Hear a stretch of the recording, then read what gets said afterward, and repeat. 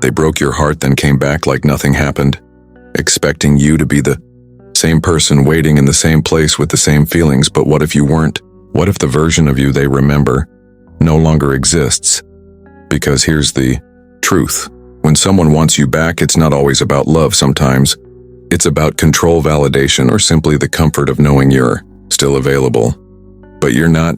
You've been sharpening your mind, mastering your emotions, becoming sovereign over your soul, and Stoicism teaches this. You don't let the past dictate your worth. The weak crave validation. The strong ask questions. Questions that cut through illusion and reveal intentions. This video isn't about revenge, it's about reclaiming power by asking 5 questions that force them to face the real reason they want you back.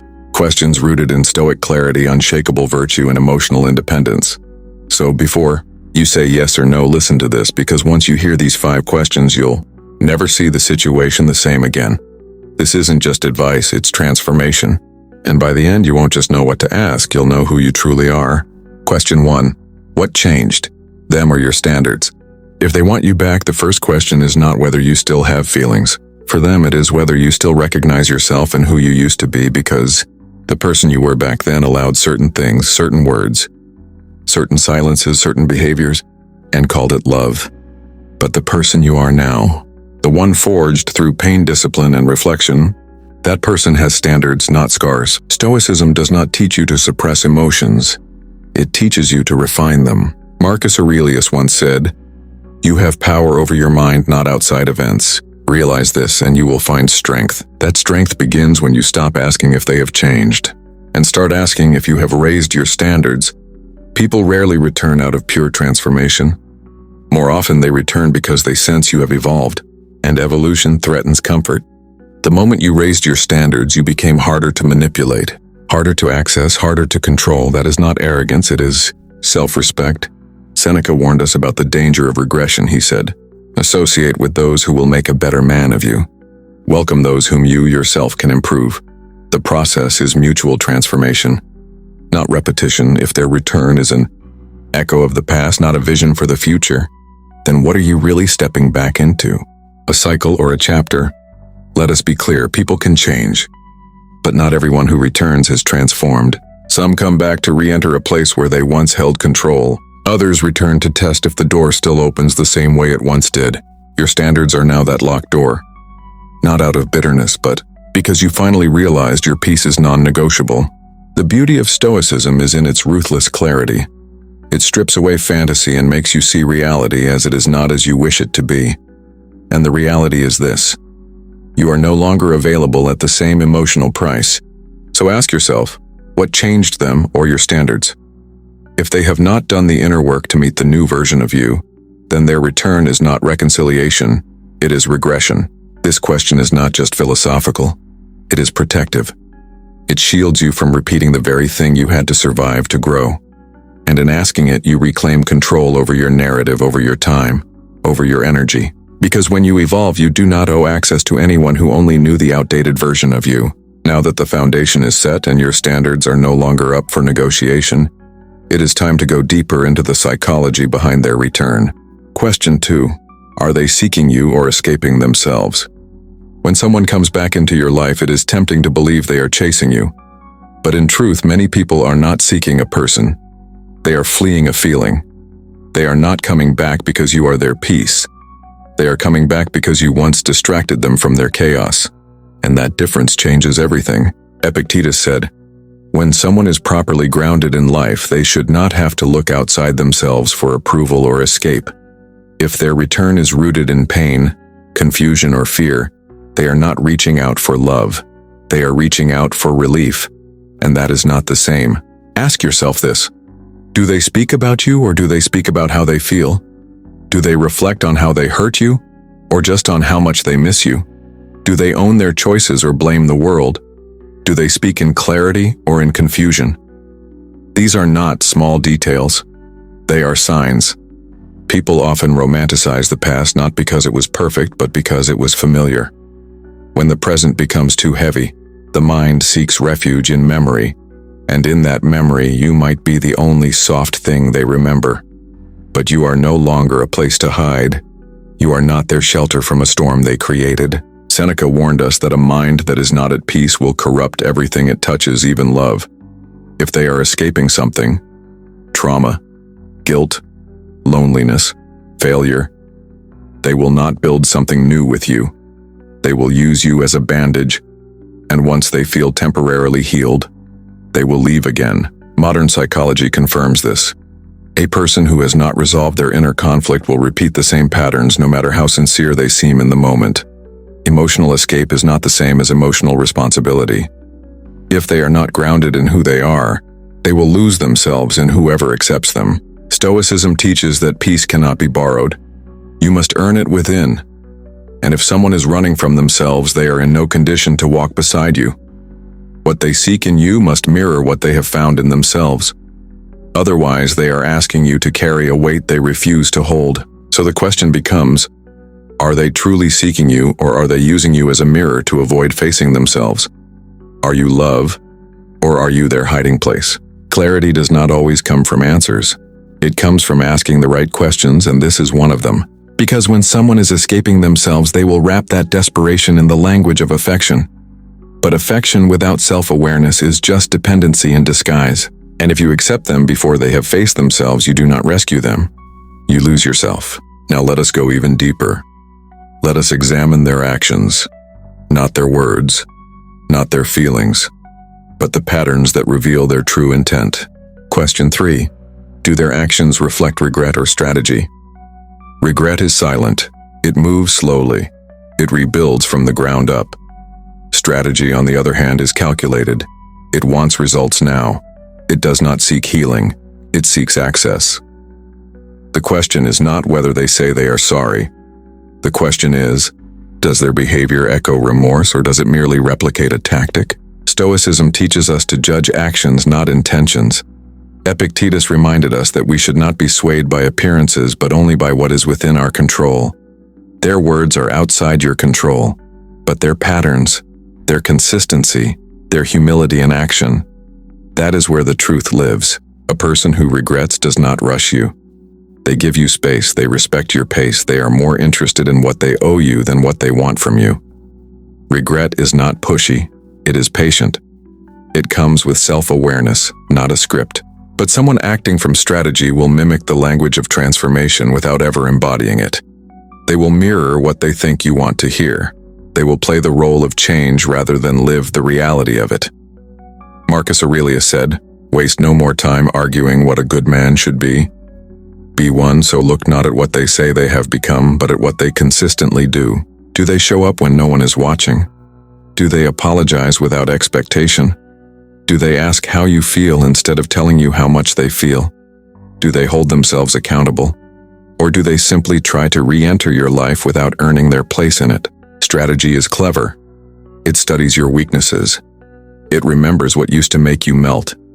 It knows your emotional code and tries to access you with familiar keys.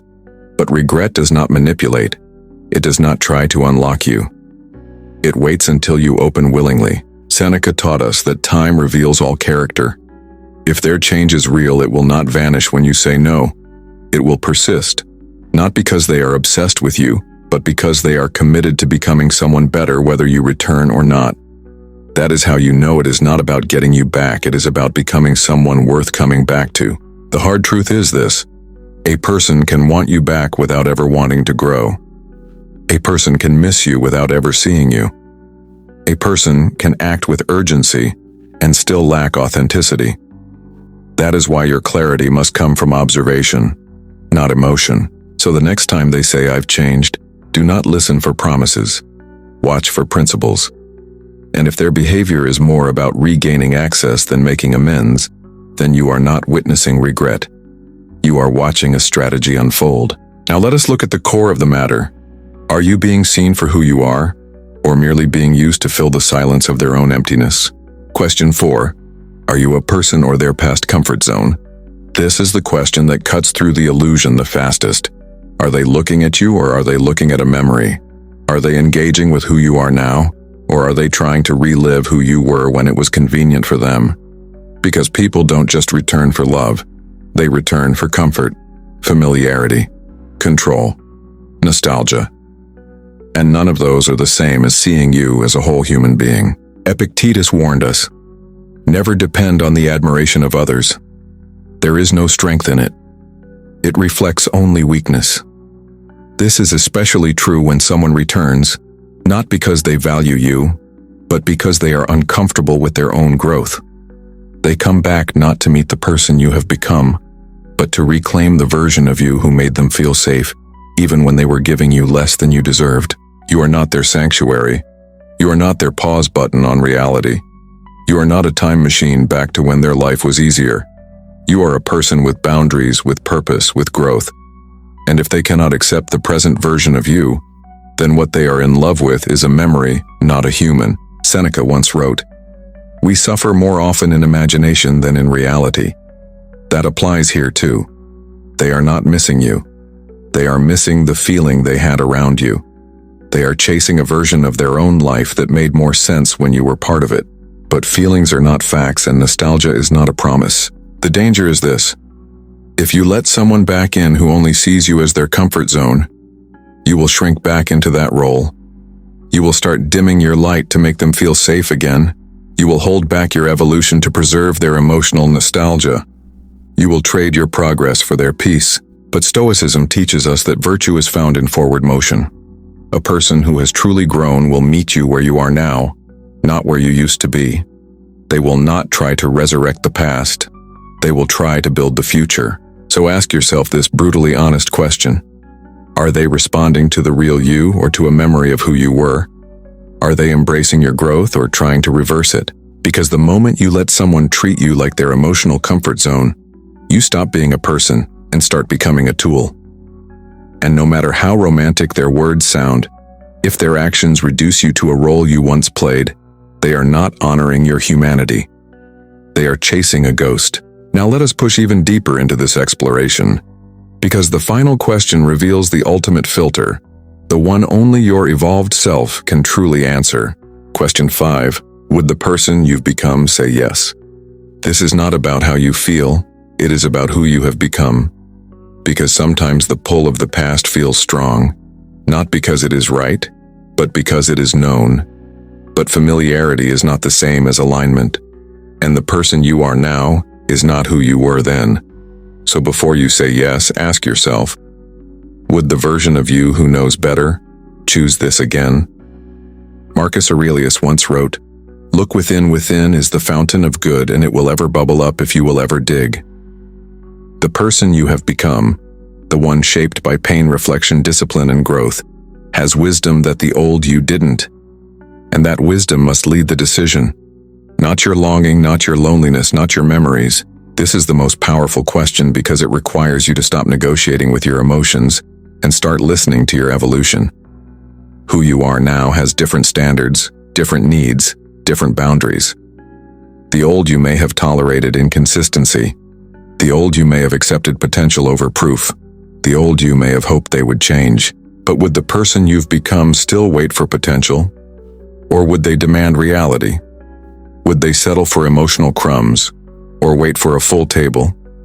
Would they move backward just because someone finally turned around? Seneca said, "As long as you live, keep learning how to live." That means growth is constant. And if your growth has taken you to a place where peace no longer has to be fought for, and self-respect no longer has to be earned from others, then saying yes to someone who only knew the unhealed you is a betrayal of your progress. This question is the final gate. It does not look backward, it looks forward. It is not about whether they deserve another chance. It is about whether the future you are building has space for the energy they bring. Would the person you have become who has learned to protect their peace, their time, their energy say yes? Would the person who now values solitude over chaos, vulnerability over charm, growth over familiarity, choose to reopen the door? And if the answer is no, honor the work you've done. The nights you cried yourself into strength.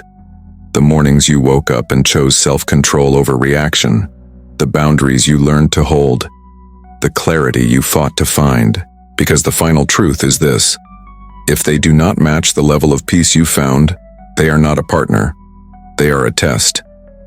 And not every test is meant to be passed. Now you have the 5 questions, the filters, the shields. The clarity rooted not in bitterness but in philosophy and growth in self-respect. And with that clarity, the next move is yours. Final reflection. The truth behind second chances and self-worth. Second chances are sacred, not because they are rare, but because they are expensive. They cost time, energy, vulnerability, and the risk of reopening wounds you worked so hard to heal. But the Stoics remind us, do not give what is most valuable to what is most familiar. Give it to what is worthy. Marcus Aurelius said, "The happiness of your life depends upon the quality of your thoughts, and your thoughts must now rise from the clarity you have earned, not the confusion you once lived in." Second chances should never be automatic. They must be earned by transformation, not requested through sentiment. You are not obligated to reopen the door just because someone has finally knocked louder. You are not cold for protecting your peace. You are not bitter for demanding respect. You are not heartless for choosing growth over history. You are aware, and that awareness is the gift pain gave you. Stoicism teaches that true strength is not in control over others but in mastery of self. You have learned to respond rather than react, to question rather than chase, to pause rather than plunge. That is not a loss of heart. That is the rise of wisdom. The truth is this: some people are not meant to walk back in. They are meant to remind you of how far you've walked out of who you used to be. Second chances are not always acts of compassion. Sometimes they are acts of self-betrayal disguised as love. So when they return, do not ask if they have changed. Ask if you still fit inside the version of yourself that once tolerated them. If the answer is no, that is not cruelty. That is self-worth, and self-worth is the final virtue. It is the Stoic armor that guards your heart without hardening it. It allows you to love fully without losing yourself again. Give second chances not from guilt or habit but from clarity, from strength, from truth, and never forget, the most powerful yes you will ever say is to the life you are building, not the one you already survived. Your past was your classroom. Your healing was the exam. Your peace is the graduation. Guard it with everything you have. You are not here to recycle old chapters. You are here to evolve, and evolution demands discernment. Not every return is a sign to reopen the door. Sometimes it is a test to see if you have truly risen above the patterns that once broke you. Marcus Aurelius said, "The soul becomes dyed with the color of its thoughts." If your thoughts are grounded in clarity, peace, and self-respect, then your decisions must reflect that, no matter how familiar they feel, no matter how convincing they sound. You are not the person they left. You are the person who stayed through the pain, through the silence, through the rebuilding. You are not someone they get to revisit. You are someone they now have to meet. And meeting you now means meeting your standards, your values, your evolution. So ask yourself with brutal honesty, would the person you've become say yes? If the answer is no, let that no be a full sentence. Now, take these 5 questions and hold them close. Let them guide your decisions, not just in love but in every relationship that asks for a seat at your table. If this message hit home, subscribe to the channel and join a community built on truth, growth, and unshakable self-respect. Drop a comment below and tell me, which of the 5 questions challenged you the most and why? Your peace is power, never forget that.